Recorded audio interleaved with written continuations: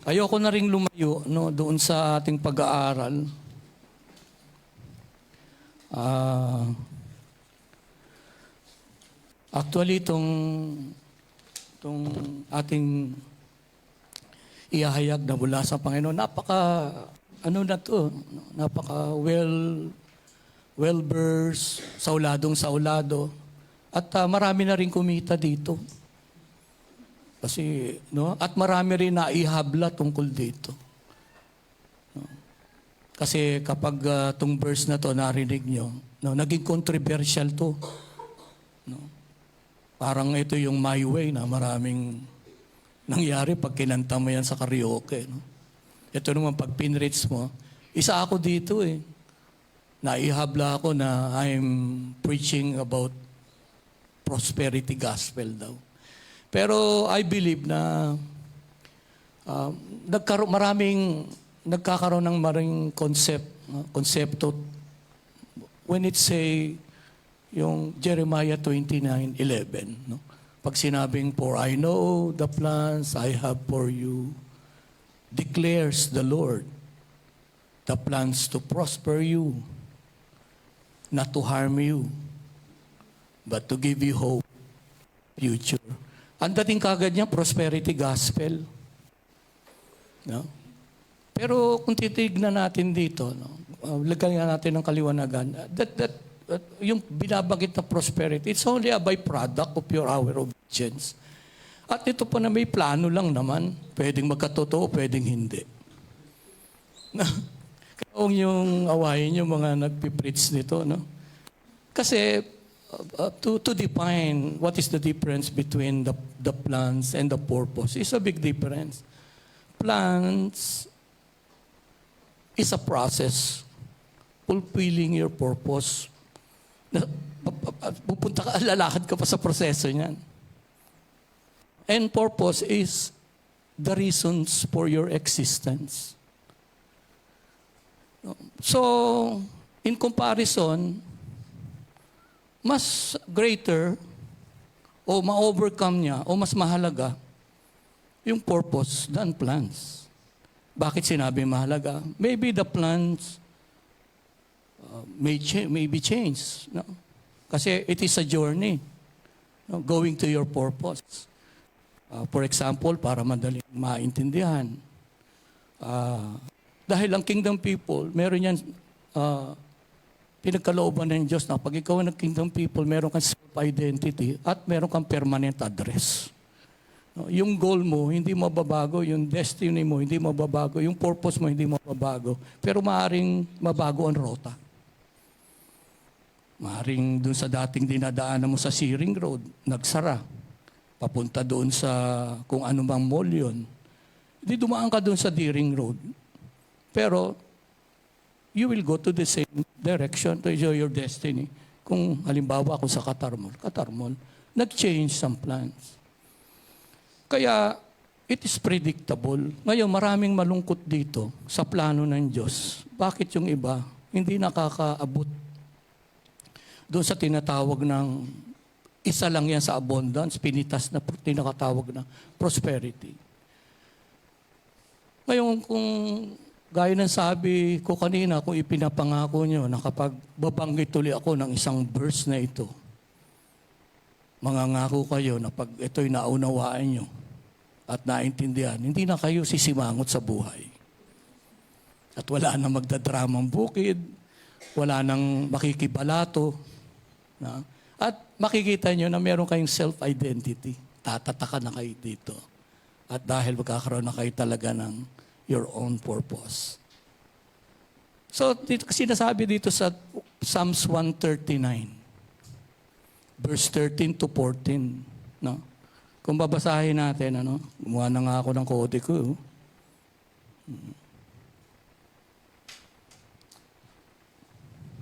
Sabi dito, ang matindi rito yun, "For you created me, my inner, or my inmost being. You knit me together in my mother's womb. I praise you because I am fearfully and wonderfully made." No? Pero ang famous dito yung sa 14, ano? I praise you because I am fearfully and pero nakalimutan mo yung dun sa 13 na in my mother's womb pa pala, no? For you created, sabi ni David, in my inner or my inmost. Ibig sabihin, nasa womb ka pa lang. Alam mo yung knit together, yung para ka nagkagansilyo. No, yung oath, nananahi ka, knitting together, doon in-illustrate na kailangan pare-parehas, buong, di ba pag nagagansilyo ka, pag nagkamali yan sa sablay kailangan talaga may bilang, 1 pasok, 2 pasok, 3 labas, 1 pasok, 2, no?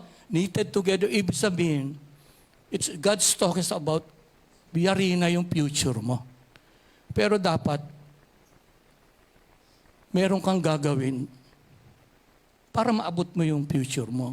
Yun yung plano sa iyo ng Diyos. Yung plano, yun yung vehicle going to your destination. Sasakyan mo yung plano ng Diyos. Madali naman maunawaan, di ba? May mga kantangan, sasakyan kita, lahat ng gusto mo. Di ba? Lahat ng gusto ng Diyos, sakyan lang natin. Kaya it requires obedience para matupad yung plans. And your plans is not your destination. Kaya inuulit-ulit ko lang kasi kailangan ma-clarify. No? Kung di, it is your journey. Or we call it process. Pero dapat, meron kang dapat isuko. No? Kung ikaw ay paaralin ng nanay mo. O anak, college ka na ha? Walang problema. May pang-enroll ka lahat, may tuition fee, 5 years course, walang problema. No? Pero meron kang dapat gawin, sundin mo yung mga payo ko ha. Huwag ka muna magbo-boyfriend na maaga. Wala mo naman ngayon. Baka mamaya, di ba, hindi ka pag-graduate, may baby ka na. O mag-ingat ka sa mga kaklase mo, baka ma-scam ka. Yung maraming payo ang magulang. Ang Diyos ganun din. Ang ganda ng plano sa atin. No? To plans to prosper you, not to harm you. To give you hope in a future. Yung future yun, ang issue dito is about your future. Pero anong dapat mong gawin? Dadaan ka dun sa Romans 12:1. Kung tatanungin mo ang Diyos, Lord, ano ang paipapayo mo sa akin? Sasabihin ni Lord, basahin mo yung Romans 12:1,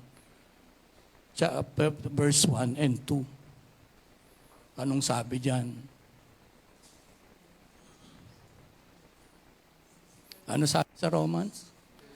Therefore, I argue, brothers o brethren, offer your body. Yun yung advice as a living sacrifice, holy, pero dapat katanggap-tanggap, acceptable.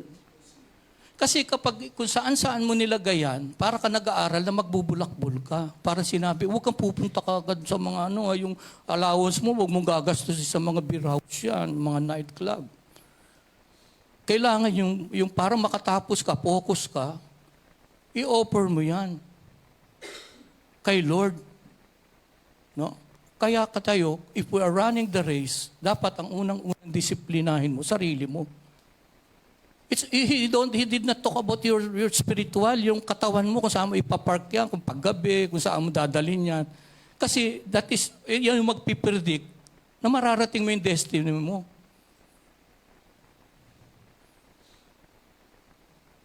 Naunawaan po natin? Siyempre, kung saan mo dadalhin yan, hindi mo makikita, future mo is not ahead of you No, mamaya tatalakayan natin. Kawanin, sabi nga dito, di ba, sa 139 ng Psalms,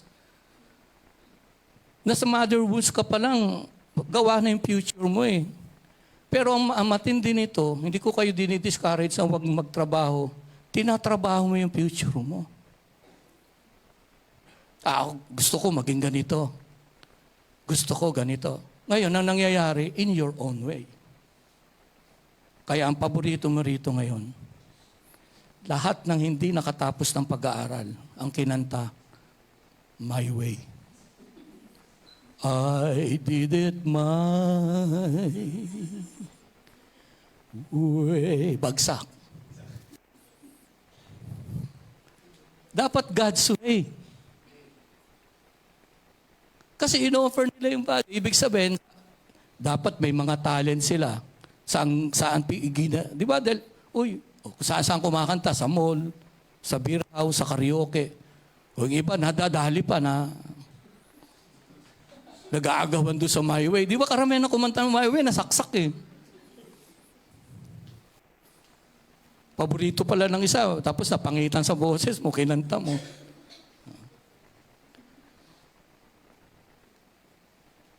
Tapos, sabi nung magulang sa nag-aaral na anak, huwag kang sasama dun sa mga masamang impluensya, yung mga nagiinom-inom, nagda-drugs,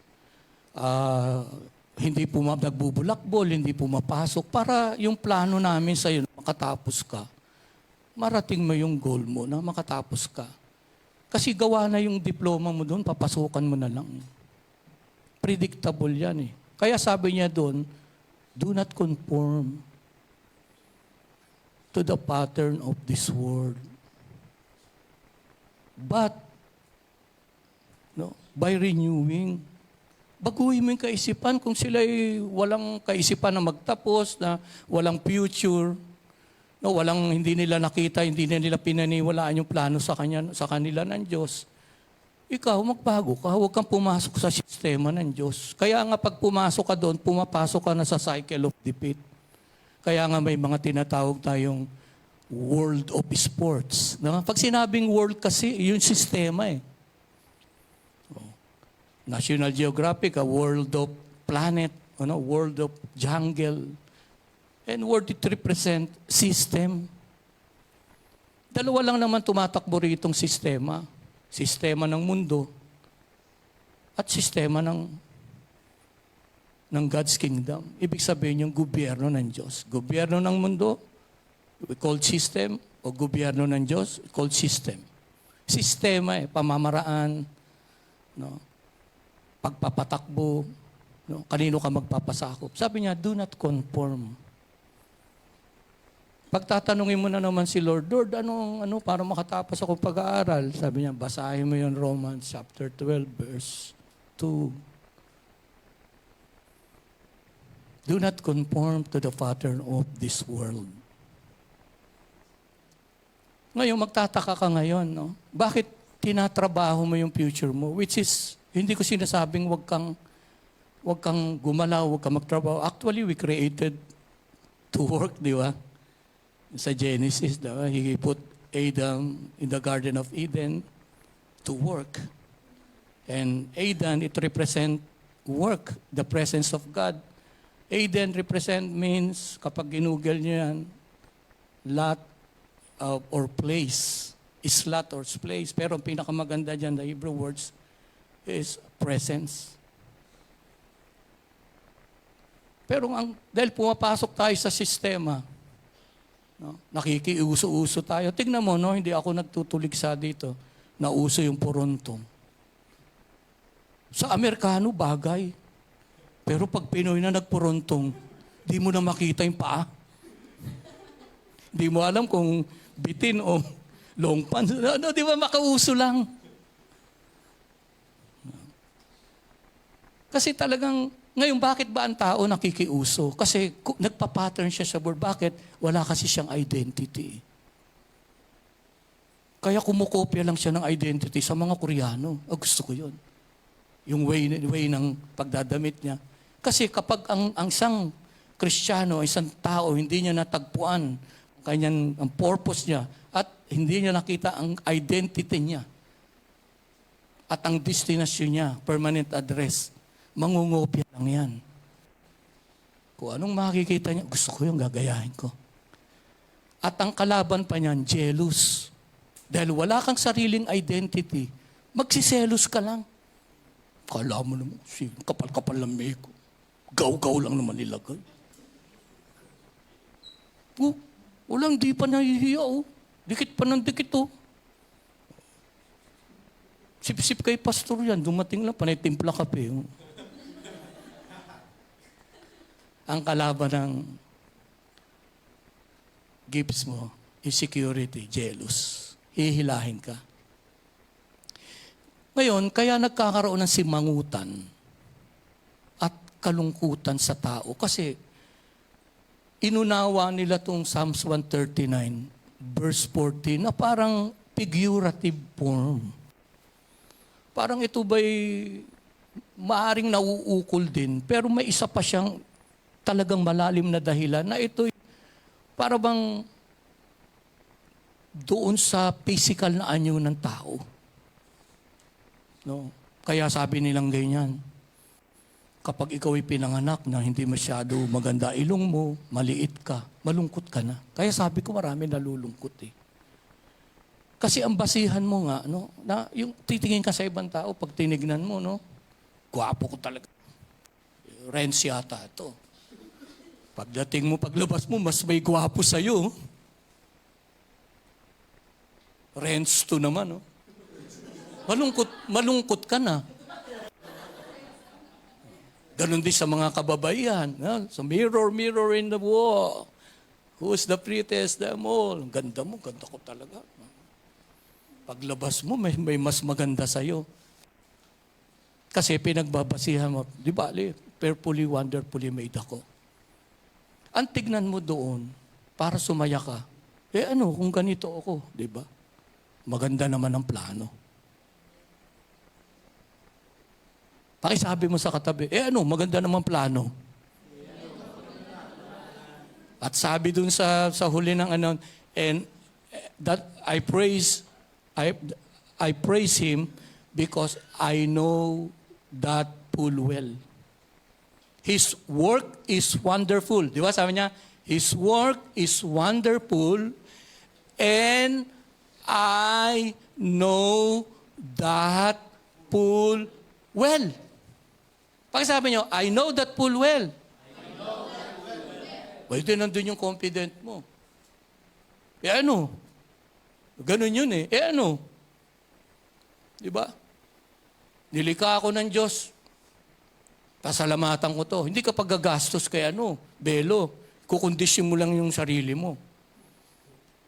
Ang tignan nyo, yung plano. Hindi yung pagkalika sa inyo. Kasi perfect yung pagkalika eh. Kung kulang ka kung ano mang kulang sa'yo, nakukulangan ka. Perfecto sa Diyos yun. Kasi gagamitin ka, sa anyo mo na yun. Nyaring hindi ka naging bida, di kontrabida ka. Diba? Kung di ka pang romansa, yung romantic role, di mag-stuntman ka. Ibig sabihin, tignan mo yung plano. Dapat, yun ang confident mo, and I know that full well. Tatrabuhin ko yung plano na yan. Unang-una, I will offer my bodies to the Lord. Physical, ha? And then I will not conform. Kung sila ay magbubulakbol. Dadaling ko yung talent ko para hindi ako masaksak sa beer house. Kung maganda ang boses ko, dadaling ko sa church. O kita mo nga, shout out kay Ate Queenie. Galing niyan mag-MC. Pero hindi niya dinala sa Mega Mall, sa marketing. Diba? Dinala niya rito. Kaya tuwan-tuwa ako eh. Hindi sa, diba? Kaya meron kingdom eh. May ganitong local church. Dali niyo rito yung mga gifts niyo. Pero pwede niyo rin pagkakitaan sa labas. Pero kung pinagkakakitaan niyo sa labas, nabibless sila sa labas, di dali niyo rito. Para mabless din naman, mga kapatid. Kasi I know that full well, sabi. God created at napakaganda ng plans. Amen? So basa pa tayo ng isang verse. Ang isang bagay na humihila at nagpapalungkot maliban doon sa kaanyuan ng tinitinggan mo ay yung kung paano ka mamuhay. Kaya ang payo dito, kung hihingan mo, di ba sinasabi dito sa Isaiah 4:6-10?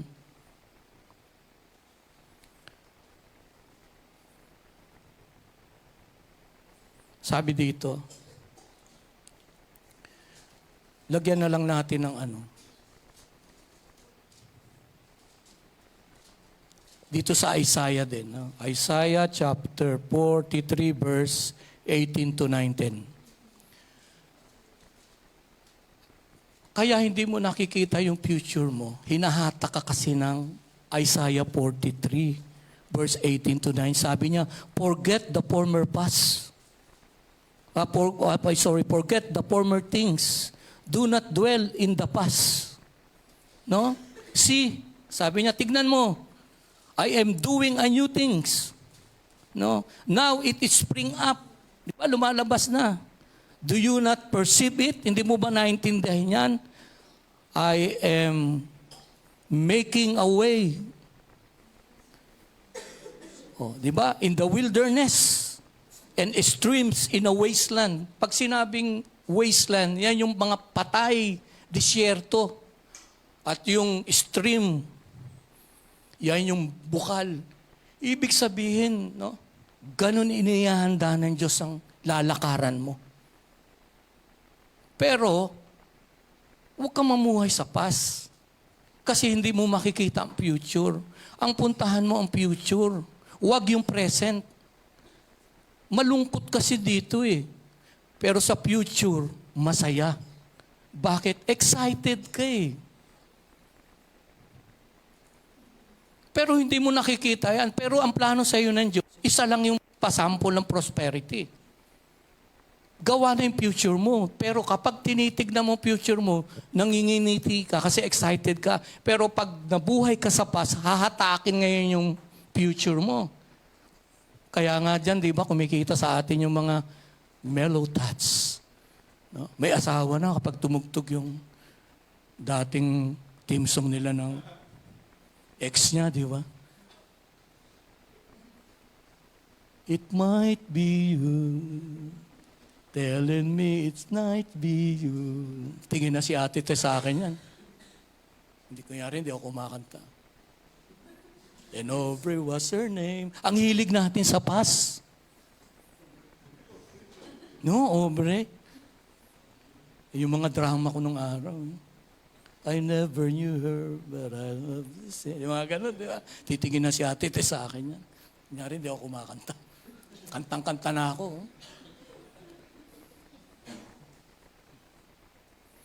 I love her name. Wish that I... Pase, no? Kaya ako, kung tatanungin niyo ako, it's night bus. Ayoko ng antique, ayoko ng mga luma. Gusto ko modern house. Gusto ko yung... Nahirapan ako dun sa mga heritage dito. Gusto ko yung supa, pagilata mo. Ah! Lambot. Diba? Future ako eh. Futuristic. Ayoko ng old. Ngayon sa presence, but what din yan? Malungkot din yan. Kasi journey yan eh. Nakakapagod. Kagaya to, nag-travel to mag-anak. Dala lahat eh. Pati sabi nga ni Pastor Bert, dapat iniwan na tong stroller eh. Attend kami sa kasal ni ate. Dala namin lahat bagahe galing sa hotel. Nakakapagod yan. Pero pagdating nila dito, destination,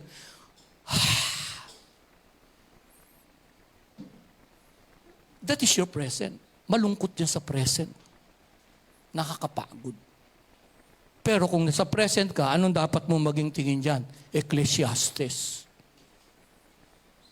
In everything, there's a season. Wala kang pera ngayon. Ba't ka malulungkot? Bukas may pera ka. O kapag may pera ka naman, huwag kang mayabang kasi bukas wala kang pera. Kaya ginawa niya Ecclesiastes. Diba? Maganda ka ngayon. Bukas sigurado pangit ka. Pag pangit ka ngayon, sigurado maganda ka bukas. Season eh. Kaya habang may season ka ng pera, mag-ipon ka para pag wala kang pera, may panggastos ka. Ganun lang kasimple yun. Pero that's still not your destination. Ang titignan mo, yung future. Yun yung sinasabi. Pero ang sasakyan mo, yung plano. Kaya in life, there are two things that you cannot stop. Change and time. Dahil hindi siya ma-stop, anong pwede mong sakyan dyan? Plans. Dapat may plano ka. Habang umiidad ka, ang currency mo is time, may plano ka. At kapag nagbago, maging handa ka dyan. sa pagbabago. Pero dapat may plano ka. Without plans, naku, you cannot stop change and time. Kaya kung ikaw may plano, lakaran mo yung plano ng Diyos, first year ka ngayon, second year. Kaya nga dito, magtataka kayo, nagtanong si Ate Pao, di ba? Parang wala tayong membro. Wala ka namang mababasa sa Bible na membro, disciple meron. And they devoted themselves, the disciple devoted themselves in praying, breaking the bread, no? And study the word. Dito talaga, kakarera ka dito. Kasi lalakaran mo yung future mo dito eh. Kami ngayon yung mga coach. Di ba? Konti pa, di ba? Konti na lang. Kami yung nagpapalakas sa inyo, di ba? Kaya yan. Kaya, ayoko umuwi dito ng meron ako makakaligtaan. Kita mo si Ate Cherry. Ate Cherry, gamitin ko yung testimony mo. I-order natin sa Wednesday. Diba? Kasi future nakita niya eh. Malungkot kasi yung ano niya, past niya, saka yung present. Nakakapagod. Ikaw din, pagod ka sa present mo eh. Pag sweldo mo, current, dumadaan lang. Di ba? Malungkot eh. Nakakapagod. Ang past, malungkot. Ngayon, kung maganda yung past mo, gamitin mo yon. Lesson to learn. But not a jail to live o to put you in prison. Ngayon, kung nandito ka sa presence mo, wag ka dito mag-imot-imot, di ba? Sakyan mo lang yan. Sasakyan kita. Kasi yung future mo eh. Kaya tignan nyo ngayon, ang future, pag tinignan mo, yung mga nag-aaral, iniisip nila, di bale, konting tiis lang. Makakagraduate din. Kasi predictable eh. 3 years, di ba? Pasukan ko lang to. Mag-aaral ako para makapasa ako ng board exam. Ganon. Di ba? Kasi ang nagbibigay sa kanya ng motivation, yung graduation. Ngayon kaya tayo masaya, hindi dahil pupunta tayo sa heaven. Ang dami namamatay sa heaven eh. Di ba? Pinag-aawayan ng heaven, papatay ka para mapunta sa heaven. Ang kaya ka masaya, kasi kapag nagawa mo yung purpose mo, Lord, anytime. Kagaya ni Paul, I have finished my race, I have fought a good fight. Now, the crown of righteousness, malapit na ako, sabi niya, di ba? So okay na ako. Si Kristo, 3 years lang siyang nag-purpose. At the age of 30, He preached the kingdom gospel and then He died at the cross at the age of 33. Pero, nagawa niya yung purpose niya. Anong purpose niya? To redeem, to be a king, and to be a savior. It is finished.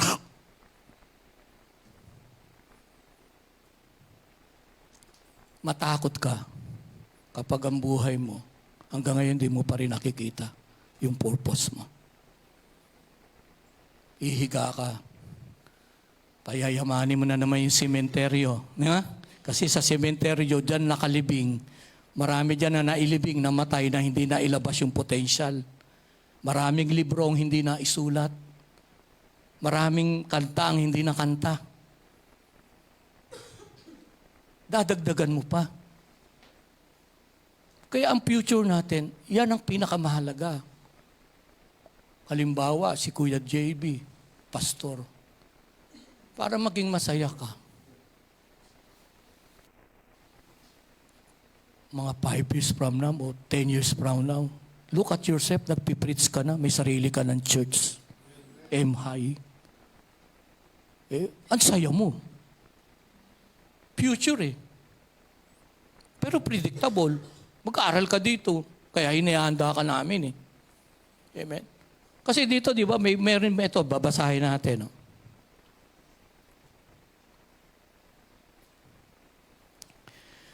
Meron akong nakats to ng ng spirit ko. Yung dito yung kay sa Genesis chapter 39 verse 2 to 6. Sabi niya, the Lord was with Joseph so that he prospered. Ganun lang kasimple. Pero si Joseph, alam naman natin pinagdaanan niya eh. Ang realidad ng buhay ni Joseph, dahil may identity siya, may dream siya, may purpose siya, pinagselosan siya ng mga walang purpose. No? Kaya ang kalaban ng taong walang purpose, tignan nyo dyan, ang mga taong mainggitin. Pero wala dito, no? Wala namang umaatin dito, di ba? May mainggitin ba dito? Yung laging tinitignan, mahilig sa balato. Dahil dun sa successful ng iba, balato, di ba? Wala naman dito. Pero itong mga kapatid niya, napaka-clear na example, na illustration. Dahil walang mga purpose tong mga kapatid niya. Selos, di ba? Patay natin to. Nilagay sa bangin. Tapos, nakapag-tripan pa nung asawa ni Potiphar. Dahil may plano siya, may plano ang Diyos, sinakyan niya lang yun. That is called blessing in disguise. Sa iba, parusa. Sa kanya, vehicle. Kasi may plano ang Diyos sa kanya eh. Alam niya yung plano niya. Bakit? If what you sow is not what you see, that is temporary. Ang nakita niya is dream. Magiging second in command siya. He will be a prince in Egypt. That is what he saw. But the reality is prisoner siya. Pero hindi siya nagkaroon ng corruption mind na maging prison's mentality. Butler. Puro pang alila eh. Binugbog. Because he know his purpose. Kaya kung anong realidad nyo dyan, is that what you, kung ano nakikita, what you saw, if what you see is not what you saw, temporary lang yan. The reality is what you saw. Yung plano sa iyo at purpose ng Diyos. Mas makatotohanan ng mga bagay na espiritual na itinakda sa iyo ng Diyos kesa sa mga bagay na nilalakaran mo dito. Kaya kung sabi nga, fearfully, wonderfully made ka, malungkot ka kasi meron mas maganda sa iyo. Ang tignan mo yung magandang plano sa iyo ng Diyos.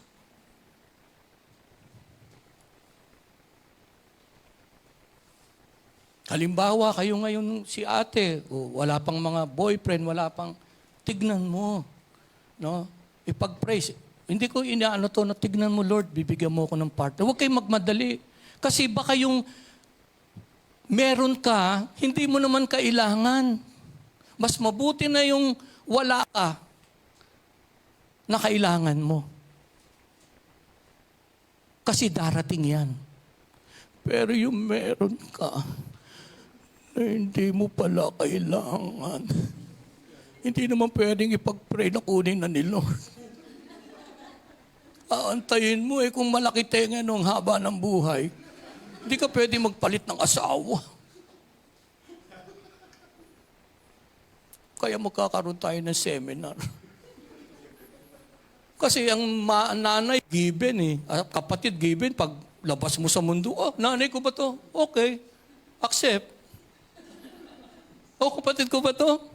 Maduga Accept. Pero ang pag-aasawa, may na mindset yan.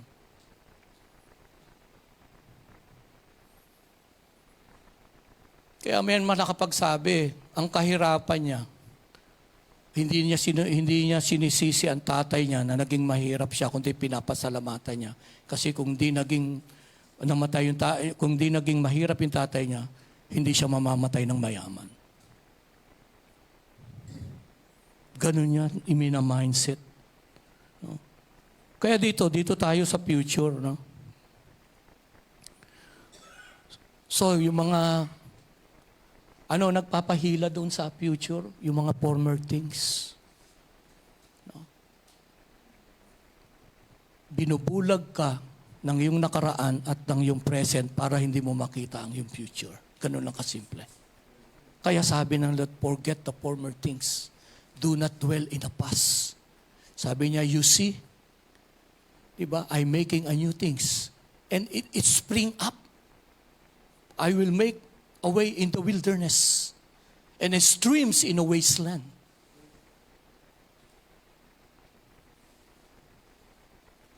Tingnan mo.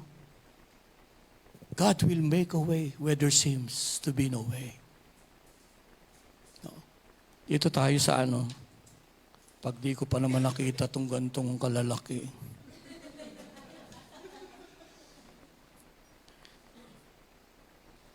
Ito kasi ang gusto ko, favorite ko to eh. Sabi niya dito sa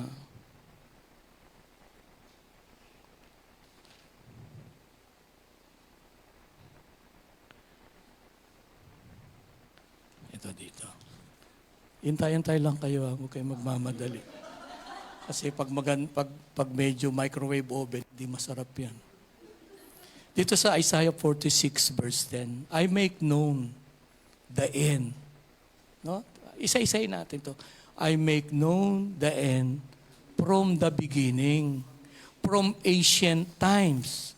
Etong maganda dito, what is still, sabi niya, to come, I say my purpose will stand and I will do all that I please.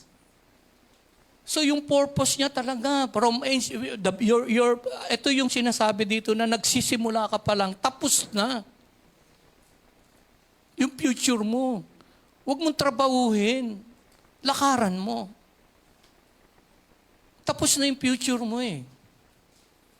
From the beginning. No, nag-start ka palang beginning, pero sa Diyos end na eh. Why? Because in Revelation, I am the Alpha and Omega. The first and the last. Alam niya na eh. Yung una palang lakad mo, luto na yan dun sa Psalms 139, knitted in my mother's womb eh. Ba't nahihirapan ng tao? Tinatrabaho niya yung future niya eh. Dahil tinatrabaho niya yung future niya, nawawalan siya ng time sa purpose niya. Hahatakin eh, di ba? Tatrabaho mo yung future mo. Magdi-disobey ka. Mawawala ka na ngayon doon sa plano. Kasi kukunin ang future mo. Di ba? Mag-iipon ka, ganito ka, kukunin ngayon ng future, ng present mo yung future mo.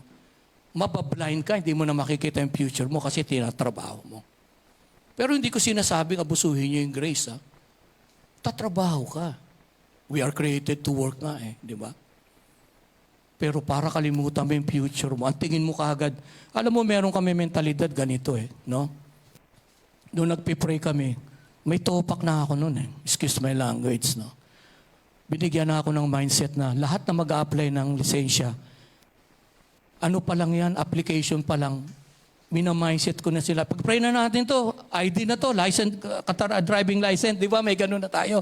Lord, we pray. Tinignan ko na yung future eh. Hindi na yun, Lord, ipasa mo to sa ganito. Tinignan ko, lisensya na kagad. Nagamit ko yun. Ganun mindset. Dapat pag tinignan mo nito, after 5 years, ano na ako? Kasi sabi dito eh, di ba? Ngayon, kung ano man plano mo, dito na, may oras pa ba ako? Ngayon, dito tayo magkaintindihan.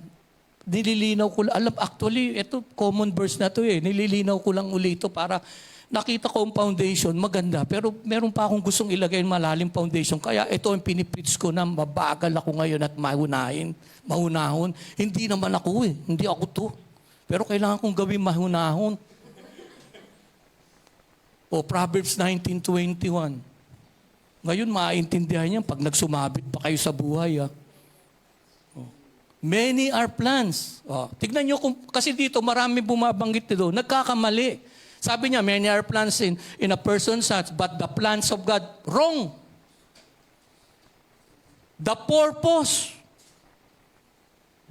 of God prevail. Pero ang dami dyan, masyadong mapangahas.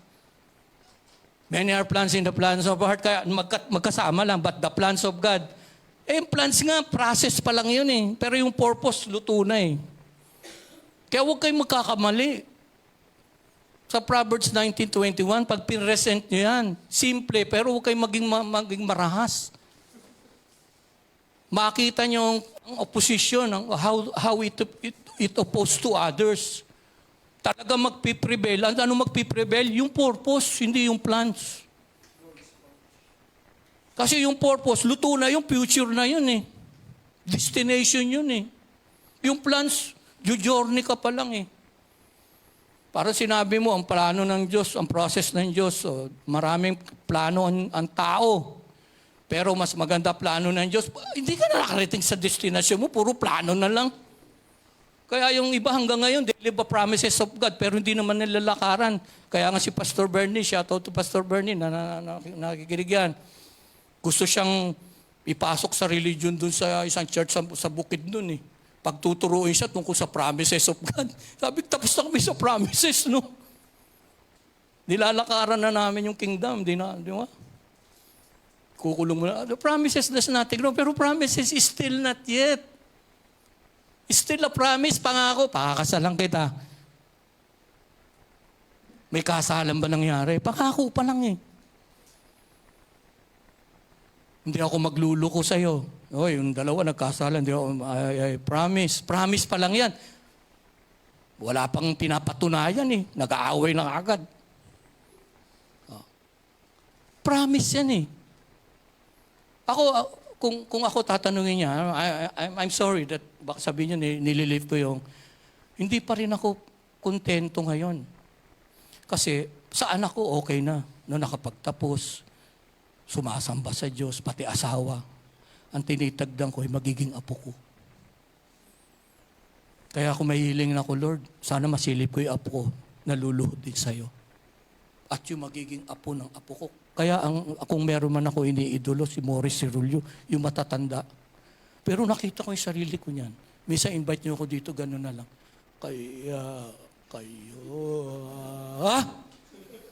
Wag matigas ang ulo. Kasi 95 na ako noon. Nagde-dedicate pa rin ako ng mga apo, sa inyo, apo. Pero ngayon, para sabihin ko sa inyo, hindi pa rin eh. Nasa anak pa lang ako eh. Kayong mga wala pang anak.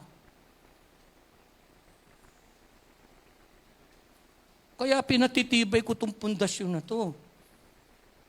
Kasi marami pa kayong patutunayan, lalakaran, mga desisyon. Mali magpapaaral pa kayo. Paano kung hindi na-offer yung body as a living sacrifice yan? Laman ng rekto yan. Laman ng mag-aasawa ng ibang lahi yan. Wala namang masama doon, pero ibig sabihin yung ibang pananampalataya.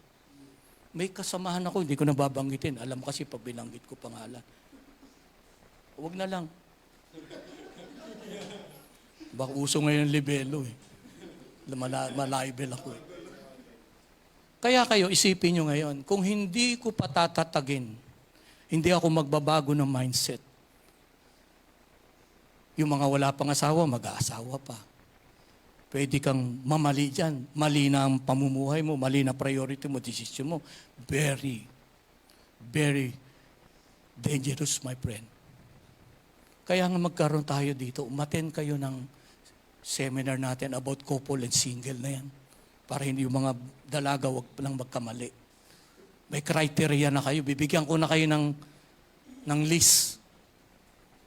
No? Pag in-interview mo yung lalaki, alam mo kaagad kung nga. Kung alam mo kung manok. Hindi makakalipad yan. Yari ka dyan. Kahit anong gwapo. O kaya, lalo pa yung mga may anak ngayon. Ito sila Ate Tintin. Kaya nga ito ngayon, di ba? Ayan, kami ni Kuya JR, gumagaso sa akin ng ano yan. Starbucks. Kasi kinukuha niya yung, hindi naman sapagat, sabi ni Paul, imitate me. Di ba? Kasi dinaanan ko, pagkagastos, ako, habag lang ako, kundi wala. Naku, siguro ako yung may hikaw. No? Ayan, ang layo siguro ngayon. Isipin mo, 10 years na lang, wala pa kaming bahay sa Pilipinas. Kasi religyoso ko eh. Kung gagawin yung pamilya ko ha, pag patay mo, babayaran natin. Siguro ini-imagine ko yung nakahikaw, lasinggero, nakatongke, di ba? Siguro sa US ako, pero ang dami ko asawa. Ganun nakikita ko yung future ko eh. Pero nag-iba ako ng mindset. Tinrabaho ko rin to. Tinulungan ako ng Diyos, tinulungan ako ni Ate Tess, tinulungan ko yung sarili ko. Talagang nangarap ako. Pati pag-aasawa ko, maaari, hindi ko siya sinasabi. Hindi ko sinasabi. Sabi ko, Lord, bigyan niyo naman ako yung professional. Hindi na nga ako nakapagtapos, di ba? Kasi para pag nag-away kami, disente siya. Hindi ako disente. Hindi siya sisigaw, ako lang.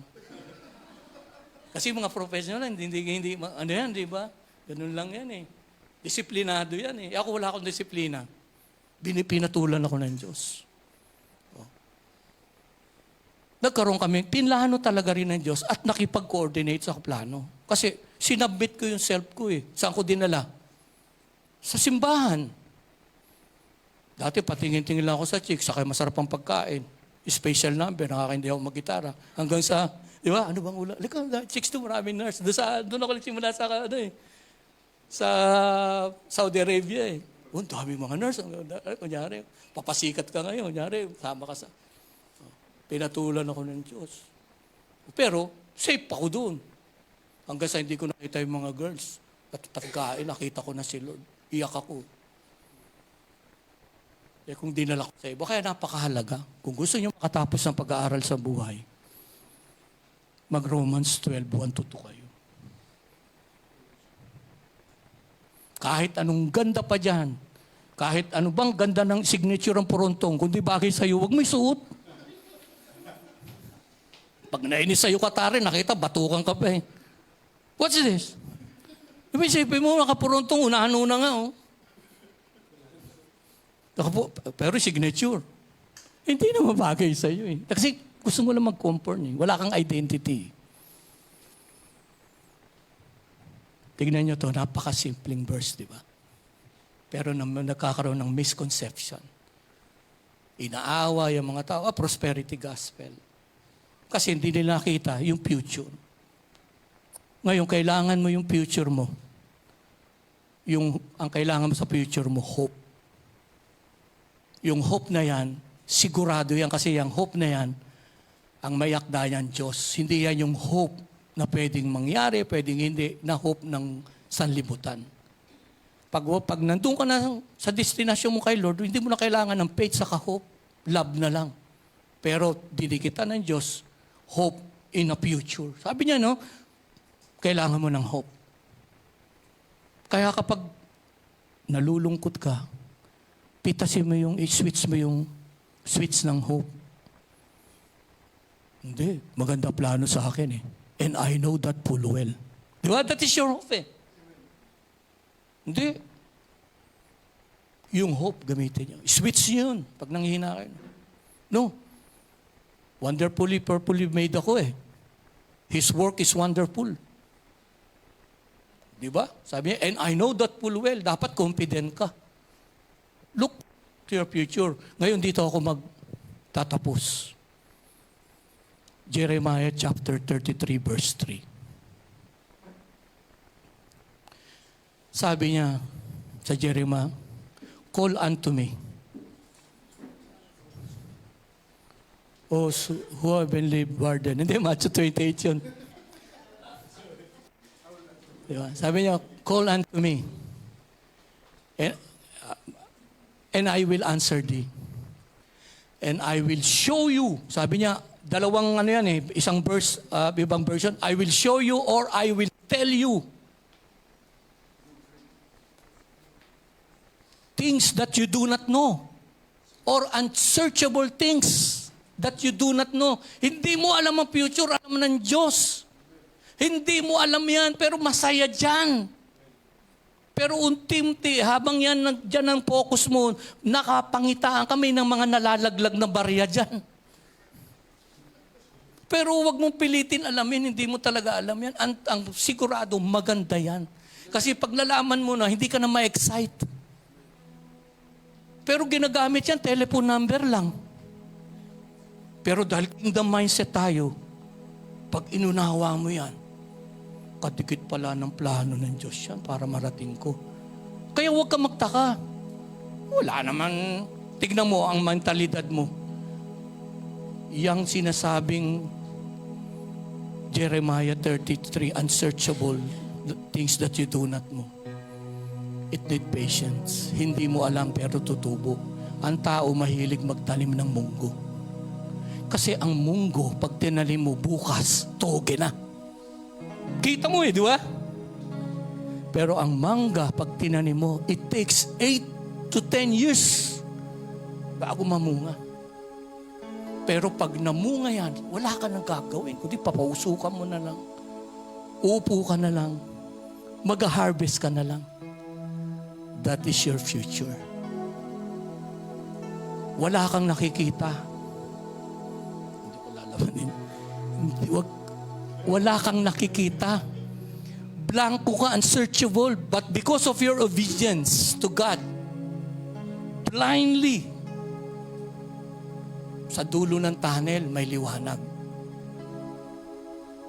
Huwag munggo at itanim ninyo. Mangga. Dahil pag yan, naku,